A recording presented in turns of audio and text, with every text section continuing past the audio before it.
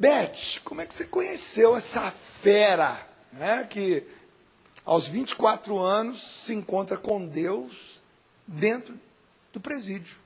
Como é que foi? Como é que você conheceu? Pois é, Dunga, muito interessante. A gente está no Halel desde o início, né? Até antes do Halel nascer, eu já estava com a tia Lolita na renovação, nos trabalhos. E eu estava coordenando um encontro para jovens em Franca, que seria assim, o máximo, a gente levaria uns 1000 jovens. E alguém me disse, olha, Beth, tem um rapaz aí que saiu da cadeia, tal, um testemunho lindíssimo, vamos colocá-lo para dar o depoimento. Eu falei, nossa, mas de jeito nenhum, porque como que eu vou colocar minha cara? De jeito nenhum. Não, você vai conversar com ele, você vai gostar dele. E eu realmente, um dia antes, conversei com ele, dei uma olhada assim, vi que de maluco ele tinha pouco. A coisa ia ser diferente. De maluco ele era pouco. Mas eu estava praticamente noiva já. Fazia 4 anos que eu namorava com um rapaz, estava praticamente noiva. E aí o Cacá deu o seu testemunho, nós tivemos 1.500 jovens. Eu sentei assim, literalmente aos pés dele, e ele pegou o microfone e fez um depoimento lindíssimo, assim. E aquilo mexeu muito comigo. Mas na hora, assim, nem me toquei. Mas depois ele entrou na turma e eu comecei a me apaixonar por ele. E foi uma luta muito grande, até em relação aos nossos pais, aos meus pais. Mas deu tudo certo. E nós casamos nos conhecemos em 86, casamos em 89, faremos esse ano 22 anos de casado. Temos 4 filhos, o Vinícius, o mais velho, né, que estava estudando fora hoje, fazendo psicologia na faculdade de Rondonópolis, a Isabela, que tem 18 anos, o André, 14 anos, e a Giana Maria, que está aqui conosco hoje. Que é um milagre. Né? Que é um milagre, a prova do milagre, né? E tudo começou, Dunga, na minha 4ª gravidez, quando eu, logo no início, eu rompeu a minha bolsa com 16 semanas de gestação. Neste caso, para a medicina, uma criança não sobrevive sem o líquido amniótico. Realmente era muito precoce. Você imagina, 16 semanas de gestação, a criança ainda está em formação. E a conduta da médica foi uma só. Ela disse, olha, Beth, eu te conheço, sei da tua fé, mas nós vamos ter que interromper a tua gravidez. Ou seja, 4 meses, está todo mundo sonhando com a chegada do bebê. Né? E interromper significa abortar. Exatamente, porque eu falei, doutora, mas como uma criança de 4 meses vai sobreviver fora do útero? Ela me foi muito clara, ela disse não, ela viverá algumas horas e depois vai morrer. Eu falei, doutora, mas isso é um aborto. Ela falou, mas é um aborto legal. Na verdade, naquele momento, né, há 11 anos atrás, seria o único aborto que o Ministério da Saúde autorizava, porque realmente o bebê é chamado pela medicina um fruto inviável. Quer dizer, o bebê não nasceria mesmo e a mãe corre risco de vida. Né? Não é o caso da mãe dar vida pelo filho, não seria esse o caso. E no mesmo momento eu falei, não, eu não aceito. E o Cacá junto comigo, não.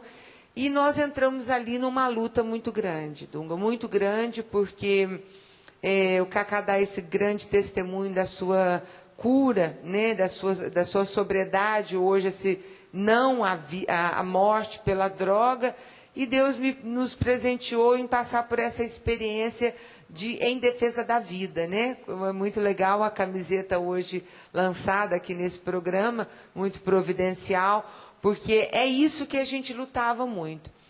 Mas, Dunga, a situação era muito complicada, porque a doutora me falava a todo momento, você está querendo salvar o bebê, mas você não está entendendo. O bebê nós não salvamos mais.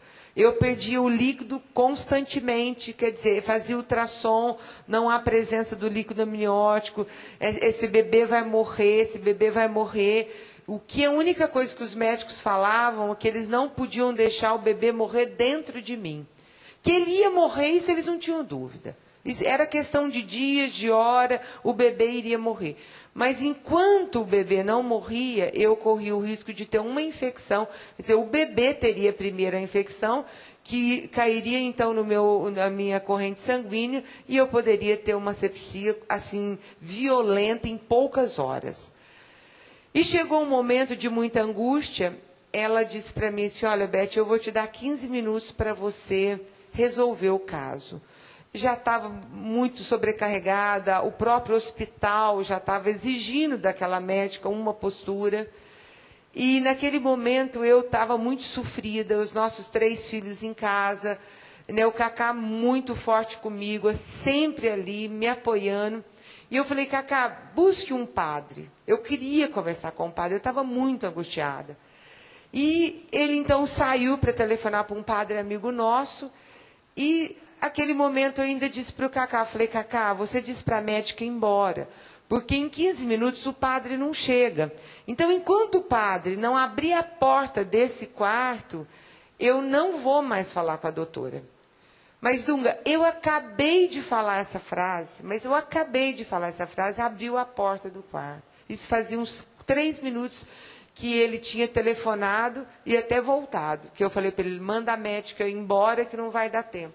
Quando abriu a porta do quarto, não era o padre. 3 minutos, 4 minutos depois, mas era o bispo da nossa cidade, o Dom Diógenes, que com certeza nos vê, né?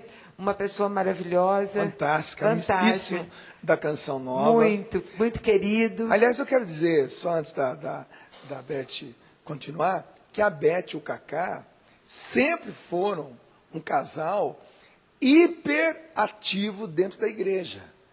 Nesse grande festival que é o Hallel, o rosto que nós mais vemos ao longo desses 2 dias de Hallel em Franca é o rosto de vocês dois, porque isso tudo se passando dentro de um contexto onde eles entregam a vida deles na igreja, de maneira especial e particular, ali em Franca, no Diocese de Franca, na época com Dom Diógenes, e é um casal entregue. Então, veja que estavam acostumados a ver curas, a ver milagres, a ver testemunhos de conversão, tudo isso acontecendo no contexto de Hallel.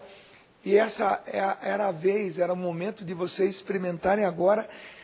Exatamente. Entre vocês. Nós falamos muito isso, Dunga, é um momento que a vida nos faz uma pergunta, né? A fé, ela tem a conexão com a vida. Se ela não tiver conexão com a vida, ela não é fé. E naquele momento o Dom Diógenes entrou, eu já comecei a chorar, não imaginava como o Dom Diógenes, nem o Cacá, ele tinha aparecido ali, em 4 minutos depois, nós íamos saber que uma grande amiga nossa, a Isabel, que estava no quarto ali com a gente, ela saiu então para rezar por mim, e quando ela termina a sua oração, ela percebe que ele estava indo embora. Na verdade, ele foi lá para visitar uma outra pessoa. E quando, então, ele estava indo embora, ela vai atrás dele e fala: Dom Diógenes, ele me chama por Betinha, que carinhosamente hoje também quase o Brasil todo me chama por Betinha. Ela disse: olha, Betinha está nessa situação tal, o senhor não pode ir até lá? E foi quando ele entrou no quarto. Quando ele apareceu, eu senti assim, a mão de Deus muito forte. Ele me perguntou se eu estava disposta a dar a vida por aquela criança. Eu disse que sim, mas que eu tinha muito medo, não da minha morte. Viu, Dunga? Porque eu vejo que nós que abraçamos a fé, eu falo isso muito nos meus depoimentos, que eu vou no Brasil inteiro, nós não podemos ter medo da morte. A morte, para quem é cristão, ela é um prêmio, como diz São Paulo, é a volta ao colo do Pai. O nosso único medo como cristão é passarmos por essa vida e não vivermos a vontade de Deus. Quando eu não vivo a vontade de Deus, aí eu tenho por que ter medo da morte. Mas quando eu busco a vivência da vontade de Deus na minha vida, a morte é uma espera, a morte é um prêmio. E eu estava naquele momento agarrada nisso. Eu estou fazendo a vontade de Deus. Não podia ser a vontade de Deus que Ele me desse a vida e Ele quisesse que nós tirássemos essa vida. E o Dom Diógenes, então, rezou um pouquinho comigo, saiu e logo ele voltou. O padre também chegou, tudo, e nesse meio tempo o bispo chegou. Quando o Dom Diógenes voltou ao hospital, ele, então, já tinha o livro da Beata Giana nas suas mãos, e foi ele que falou dela para nós. E eu quero aqui falar um pouquinho da Santa Giana, porque, como você falou no início do programa, realmente, né, muitos nos veem agora, até muitos padres, né, ainda não conhecem a história de Santa Giana. Foi uma médica italiana, mãe de 4, na verdade ela teve 6 gravidezes, mas ela teve 2 abortos espontâneos. Na sua última gravidez, ela teve um fibroma, a qual ela, na sequência dessa gravidez, ela deveria fazer uma escolha. Aí o caso dela era isso mesmo, ou a vida dela, ou a vida do bebê. E ela então, na verdade, ela lutou muito contra esse aborto. Ela disse ao marido, Dr. Pietro, que faleceu há 2 anos atrás, com 95 anos, completamente lúcido, ela disse para ele, olha, eu te exijo, se tiver que escolher entre salvar a minha vida e salvar a vida do bebê, salve a vida do bebê. A minha vida, Deus há de providenciar. E isso foi acontecendo. O nenê nasceu, a Giana Emanuela, é viva, uma médica geriatra que mora em Mesro, na Itália. Ela nasceu no dia 21 de abril de 1962 e a Santa Giana morreu no dia 28 de abril de 62. Então, ela ficou menos que uma semana viva depois do parto.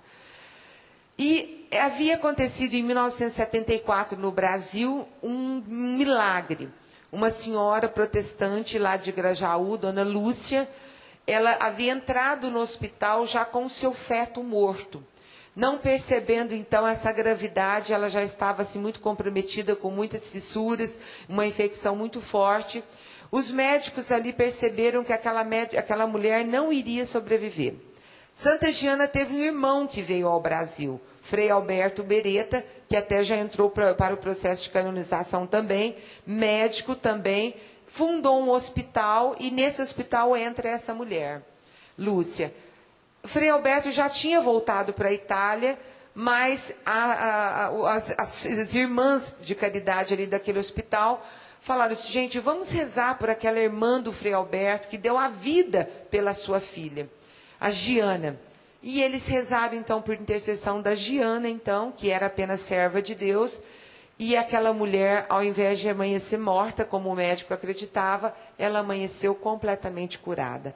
Foi um milagre, assim, excepcional, mas o Papa João Paulo II ainda ficou 10 anos para aprovar o milagre, depois ele ficou 10 anos para beatificá-la.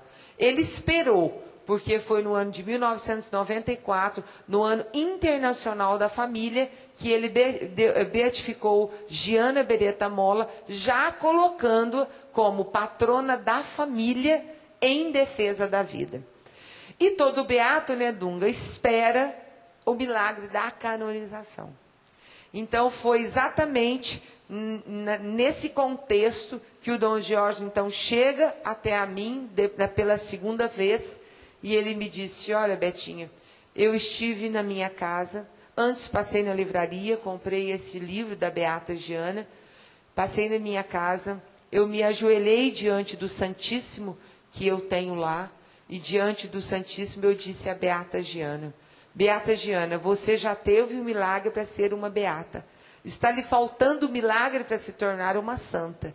Chegou a sua vez. E ele até brinca que ele disse para ela assim, não perca essa oportunidade.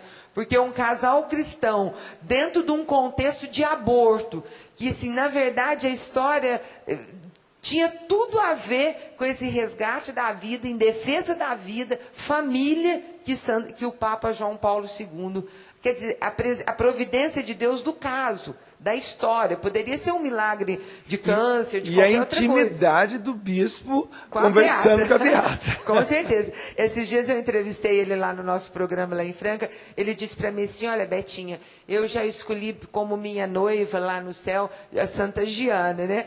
Eu falei, Dom Jorge, mas o Dr. Pietro, como que fica isso? Ele falou, não tem problema não, lá no céu ninguém é de ninguém. Eu falei, então tá igualzinho os jovens do mundo aqui mesmo, né? Ninguém é de ninguém. Eu achei uma belezinha. E ele ama Dunga, ele é o grande divulgador hoje da Santa Giana junto com a gente. E foi ele, esse milagre não foi pedido por mim, não foi pedido pelo Cacá, foi pedido pelo Dom Diógenes. Ele colocou então o livro nas nossas mãos, me deu a bênção e, disse, e foi embora.